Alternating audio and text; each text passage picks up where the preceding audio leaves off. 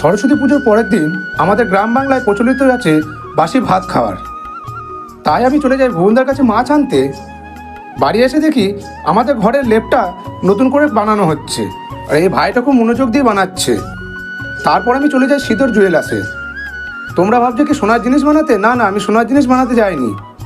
আমার কাছে অত টাকা পয়সাও নাই। আমার একটা রূপোর আংটি বড় হয়ে যাওয়ার কারণে আমি ছোট করার জন্য এই দোকানটিতে গিয়েছিলাম। দোকানটি ছোট হলেও দাদার কাছে খুব সুন্দর সুন্দর কালেকশন আছে, আর খুব সুন্দর ডিজাইনের জিনিসপত্র তৈরি করে দেয় খুব বিশ্বস্তের সঙ্গে। বিকালে দোকানে গিয়ে দেখি আমাদের নতুনহাট বাস স্ট্যান্ডে একটা নতুন জলের এটিএম মেশিন বসেছে। এখানে 1 টাকা 2 টাকা 5 টাকার বিনিময়ে ঠান্ডা জল পাওয়া যাবে। আর এই দাদাটি আমাকে বলে তুমি একবার ট্রাই করো।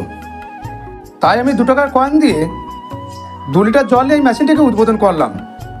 অসংখ্য ধন্যবাদ জানাই রাজ্য সরকারকে এত সুন্দর একটা উদ্যোগ নেওয়ার জন্য।